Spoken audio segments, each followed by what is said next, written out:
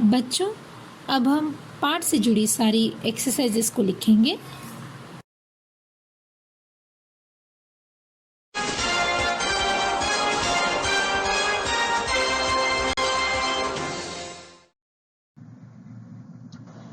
सबसे पहले हम पाठ में आए कठिन शब्दों को देखते हैं।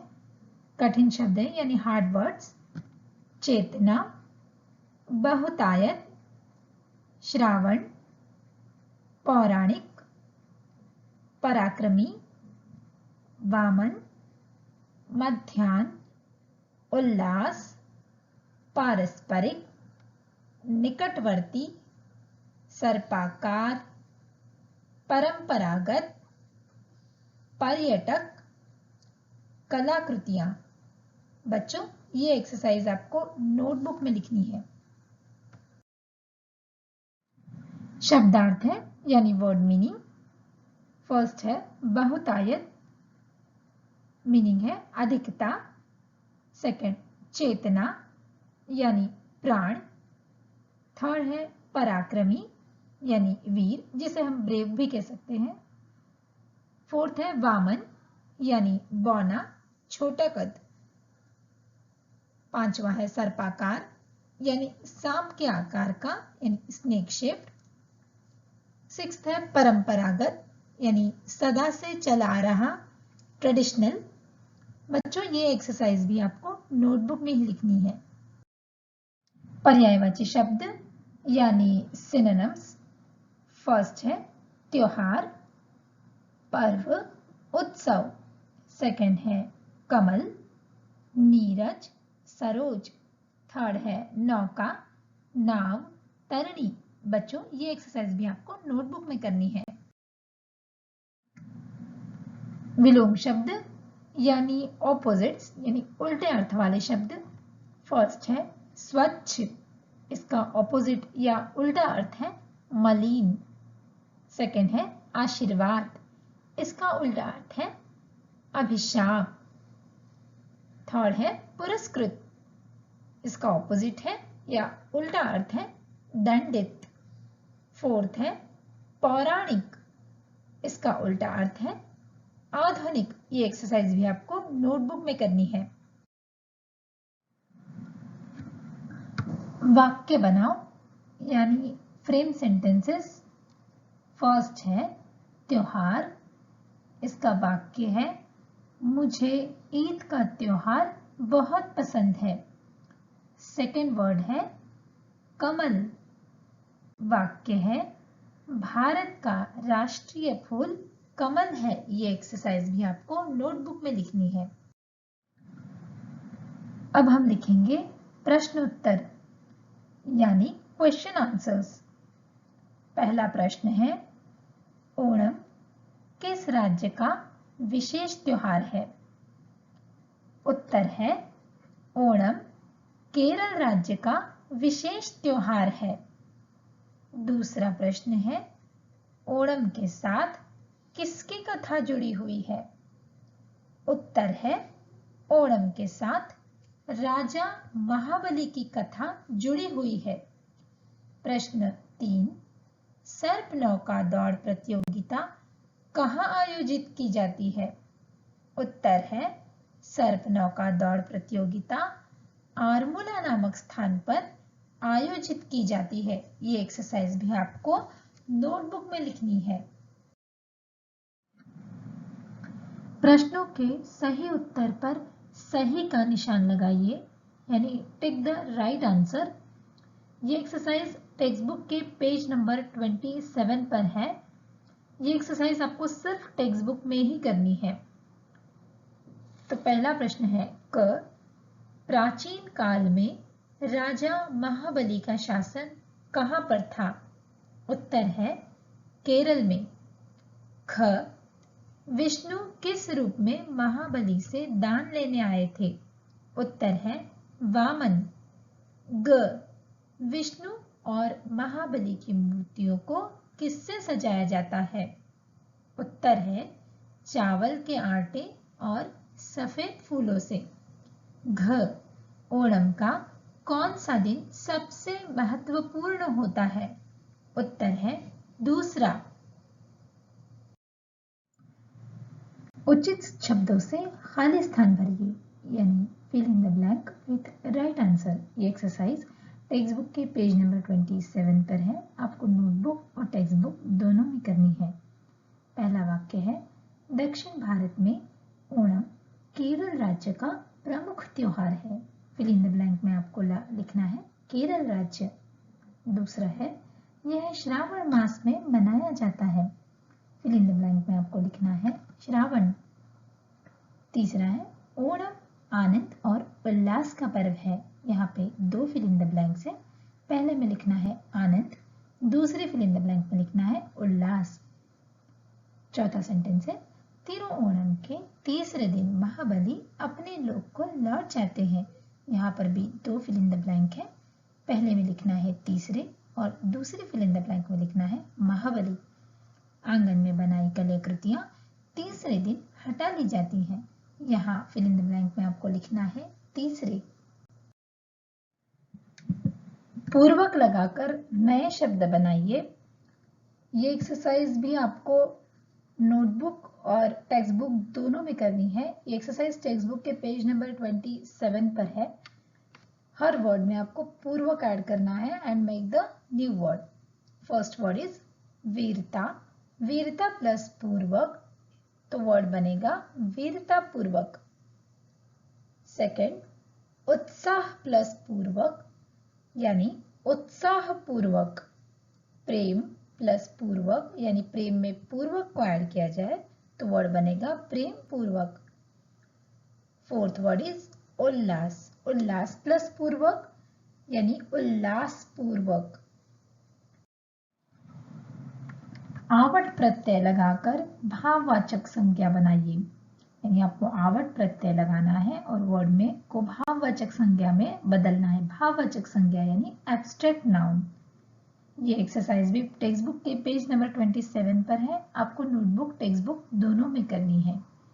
फर्स्ट इज सज प्लस आवट, यानी सज में अगर आवट मिला दिया जाए तो बनेगा सजावट। सजावट ये भाववाचक संज्ञा है यानी एब्स्ट्रैक्ट नाउन है। सेकंड, मिल प्लस आवट यानी मिलावट। थर्ड वन इज लिख प्लस आवट यानी लिखावट। यानी आ की मात्रा देखिए यहाँ पे वर्ड के लास्ट वर्ड में मिल गई है। जैसे ज में आ मिला तो सजावट, मिल में आ मिला तो मिलावट, लिख में आ मिला तो लिखावट। वैसे ही फोर्थ वर्ड में थक प्लस आवट यानी क में आ की मात्रा में आ मिल गया का में तो क्या हो बन गया थकावट। अनेक शब्दों के लिए एक एक शब्द लिखो। ये एक्सरसाइज टेक्स्ट बुक के पेज नंबर 28 पर है। ये आपको नोटबुक और टेक्स्ट बुक दोनों में लिखनी है। यानी अनेक शब्दों यानी एक सेंटेंस या शब्द समूह के लिए सिर्फ एक शब्द लिखना। फर्स्ट है जिसे पुराणों से लिया गया हो, वो होता है पौराणिक। जिसका सर्प जैसा आकार हो, सर्पाकार। जिसके आने की कोई तिथि न हो, वो है अतिथि यानी गेस्ट। जल से उत्पन्न होने वाला, जलीय। मन को मोहने वाला, मनमोहक। वचन बदलो यानी चेंज नंबर्स, सिंगुलर प्लूरल या एक वचन बहुवचन भी कहेंगे हम हिंदी में। जैसे लड़का, लड़की। यहाँ पर देखो बच्चों एग्जाम्पल में मैंने दिया है कि लड़का, लड़का क्या है सिंगुलर यानी एक वचन, तो इसका बहुवचन या प्लूरल बनेगा लड़के। कपड़ा, कपड़े। नया, नए। पत्ता, पत्ता का बहुवचन या प्लूरल क्या है पत्ते। केला, केले। महिला, महिलाएं। नौका, नौकाएं। प्रतियोगिता, प्रतियोगिताएं। कथा, कथाएं। अध्यापिका, इसका प्लूरल क्या है बहुवचन अध्यापिकाएं। नदी, नदियां। मूर्ति, मूर्तियां, गाड़ी, गाड़ियां, ताली, तालियां। देखो बच्चों, यहाँ पे जब एक वचन का बहुवचन बनेगा तो या का प्रत्यय लगेगा आखिर में, और जो यहाँ पे आपको नदी में बड़ी ई की मात्रा दिख रही है वो जब प्लूरल बनेगी या बहुवचन में बदल जाएगी तब क्या होगा, वो छोटी ई की मात्रा होगी। यहाँ पे आपको दिखाई दे रहा है ना, जैसे नदी, नदिया में दी फर्स्ट ई की मात्रा हो गई, मूर्ति में भी फर्स्ट ई की मात्रा हो गई, वैसे ही हमें सारे शब्दों में करना है। अब हम वर्कबुक के एक्सरसाइजेस करेंगे, यानी अभ्यास पुस्तिका पेज नंबर 11। रिक्त स्थानों की पूर्ति कीजिए, यानी फिल इन द ब्लैंक। क, ये त्योहार जनजीवन में चेतना, उत्साह और एकता का संचार करते हैं। आपको फिल इन द ब्लैंक में आंसर लिखना है एकता। मलयालम में इस माह को चिंगमासम कहते हैं। आंसर क्या है, चिंगमासम।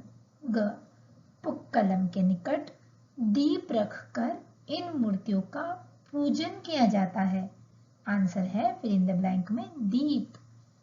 घ, धान, नारियल और केला केरल की मुख्य उपजें हैं। यहाँ पे दो फिल इन द ब्लैंक है, फर्स्ट में लिखना है नारियल और दूसरे में लिखना है केला।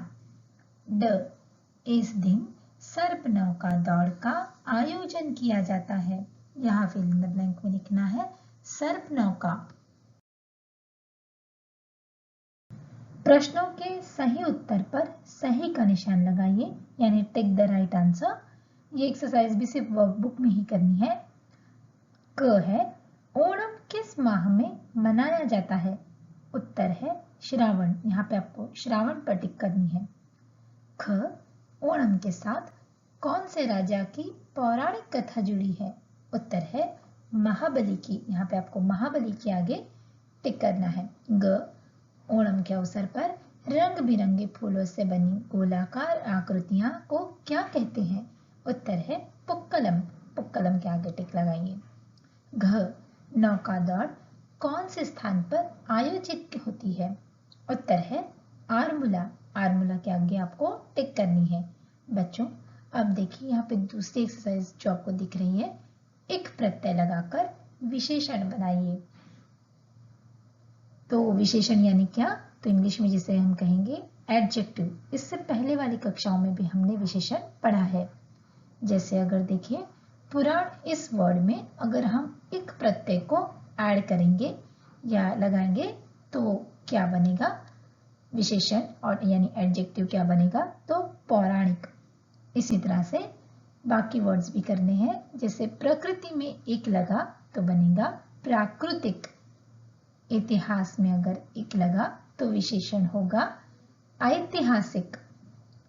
परंपरा, परंपरा में अगर एक का प्रत्यय लगा दिया जाए तो बनेगा पारंपरिक। परस्पर, परस्पर वर्ड में अगर एक प्रत्यय को ऐड किया जाए तो बनेगा पारस्परिक। अच्छा बच्चों, तो इसी तरह से हमने नोटबुक, टेक्स्ट बुक और वर्कबुक की सारी एक्सरसाइज को सॉल्व कर लिया है, या मैंने आपको समझा दिया है। आशा करती हूँ कि आपको ये सारी एक्सरसाइजेस और पार्ट अच्छे से समझ में आया होगा। और ये सारी एक्सरसाइजेस के आगे मैंने मेंशन भी किया है कि कौन सी एक्सरसाइज आपको किस में करनी है। तो आप ये सारी एक्सरसाइजेस अच्छी यानी नीट हैंडराइटिंग में लिखेंगे।